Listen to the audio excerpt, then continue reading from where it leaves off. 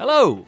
I'm Joe Screbbles, news editor for Official Nintendo Magazine, and I'm with Matthew Castle, editor of Nintendo Official Magazine. Hello. I said that the wrong way around. It's meant to be Official Nintendo Magazine, isn't it? Fired! Oh, God!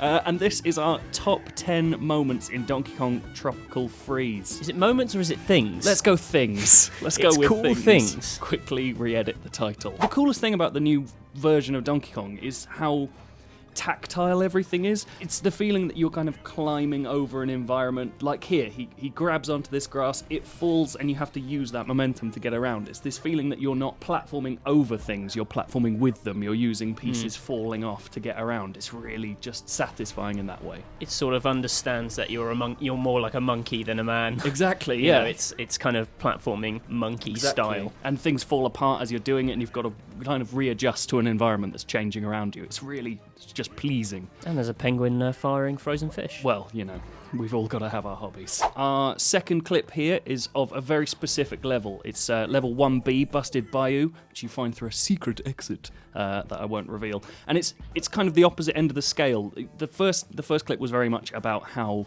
tactile it all feels. This is just how beautiful this game can be. They've really... Nice. Shadowy. Exactly, it's so dark. Retro have really worked to change the silhouette levels, which always seemed a little bit like a cliche even when it came out with the likes of Limbo and that kind of thing. And they've turned them into these amazing multi-level, parallax, scrolling, cel-shaded, lovely things. Oh, it's nice. Yeah, it just looks really pleasant. And it does this, you know, it changes the way this is used all the way through. There's another silhouette level that you've got to light up areas to get by and things like that. So it even uses it as a kind of gameplay mechanic, and you get sense that there are enemies you can't see until they kind of wake up and run at you in You this get these as sort well. of evil bushes Yeah, that suddenly exactly. kind of open their eyes and then come at you. They rush right at you with their bush face. Oh, And I hate a rushing bush face. number 3 is the return of David Wise, the composer of the original Donkey Kong Country series, who has come back with a few of his old tricks. This is a favourite of yours, isn't it? Yeah, it's not just a favourite of mine, it's a favourite of a lot of people. It's the classic aquatic ambience, which was the music they played in the underwater sections in Donkey Kong Country. For whatever reason, people kind of really took to it. I think it's just one of those kind of really ambient, Oh, really? kind of chilling kind of sort of sounds. At the time, obviously, it was crazy to hear music this good on the SNES, so, you know, they've upgraded it a bit for Wii U. It now kind of sort of almost incorporates elements of the music that you sort of hear above the water as well, which is quite a cool touch. I mean, the music in general in this game is fantastic, but this stuff here kind of really tickles my nostalgia gland. Let's stay silent so people can listen to that and forget what you just said.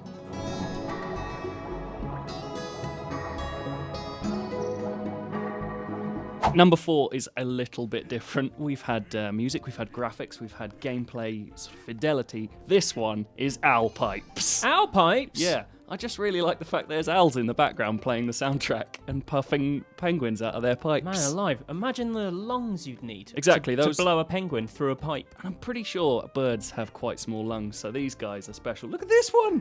Oh, that is a big owl pipe. That's a big old owl pipe. That looks more like a Smoking pipe. Yeah. A pipe almost, like how I called it.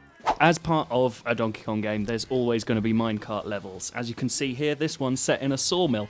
The interesting thing is that Retro are playing a little bit with what you expect from their games, and in this one, there's a little bit of a change in direction halfway through. So you fall off your minecart, and suddenly you're in a log in the sawmill. Oh, you're a little log flume. Little log flume. That reminds me of Thorpe Park.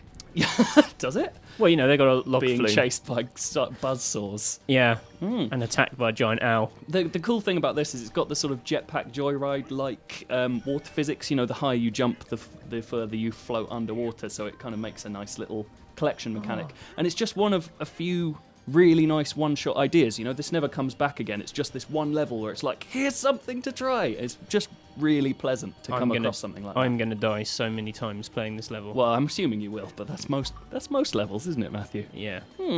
Number 6 is just a little thing. Donkey Kong's always been a good game for secrets, and this is, well, just one of a few. We won't give away too much, but sometimes you'll come across little things like this gramophone, and then when you pound the floor, like so. When you pound the floor, Now, it plays a cool little retro remix. Oh, that's nice. Yeah. It's a little bit of David Wise magic there. Exactly, it's some classic magic. And there's loads of stuff throughout the game. There's things in the background, little references to other games. It's a really rich, rewarding world. You can feel and hear the love. Yes. Number 7 is, it's just one of our favourite levels, really. This is called Grassland Groove, which takes the form of this weird Lion King musical-esque sort of sing-song through a level, which is just really pleasing.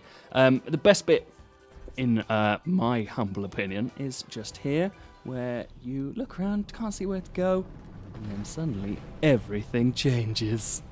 Big explosion, jump into a barrel, and then you've got these animal heads just swinging around that you just have to climb across. It's just another really pleasing little addition. What I really like about this level is, like you say, it's kind of almost got that Lion King pastiche thing going on, but then it's actually sort of sending up the theatricality of like the Lion. It feels like the Lion King musical as well. Yeah, you know, you're absolutely. You know, all the animals are kind of got like handmade puppets. Yeah. It's too close to not be a thing. Yeah, and the music as well. Just that really kind of over-the-top, like, African celebration vibe. It's just really nice to go even through. The trees are grooving on down. Exactly. That's why it's the Grassland Groove. What a lovely level. Number 8 is second in a run of 3 levels that we're really fond of. This one is called Jelly Jamboree, and it becomes quite immediately apparent why that's the case. You've ended up in a world made entirely of jelly. Oh, look at the jelly animations. It's quite impressive. That is some good wobble tech. Exactly, wobble. Yeah, they talked to the Dead or Alive guys, and they came back with a few tips to get your secrets, to get your collectibles. They're all stored in the jelly, so you have to jump in the right place to eject it from other bits. And there's different flavors that do different things. Green jelly, my personal favourite, bounces you higher, which, I'm so hungry for jelly I right really now. want some jelly. Number 9, and the last in our row of 3 levels that we particularly like, is Rickety Rafters. Rickety Rafters is entirely mechanically activated, so like that first point, in the feeling of being in control of the environment and not just jumping over it is brought all the way to its full extreme here, in which you can't get past unless you're pulling the switches and you're actually the mechanics behind the platforms that you usually find just floating around and moving. So, like, how would you say compare like the level design here in like Mario? You know, where Mario 3D World has those kind of little like one-shot ideas, and then they're kind of done. Would you say this is sort of similar vibe? Vaguely. I mean, the thing about 3D World is that its ideas are so compact, whereas like a Donkey Kong level tends to be a little bit longer. There's no time limit. You're kind of asked to explore a lot of the time, and so what they do with it is a little different. But there is the same sense of like they had this big, I don't know, sack of ideas full of postcards they sent themselves. The retro idea sack. Exactly. You know, they patented retro idea sack, and they just sort of. They're digging through their sack and they pulled out mechanics. It's just, it's got this really sort of pleasing sense that they're having fun with it, as opposed to where Returns might have felt a little bit like they were hamstrung a bit by the history of the series that they were trying to revive. This is Retro taking that one step further, where they're going, here's our side of the story. And this final point, number 10, is essentially just Cranky Kong screaming, because there's nothing quite like the sound of an elderly monkey being painfully injured mid-game. It's just one of my favourite little pieces.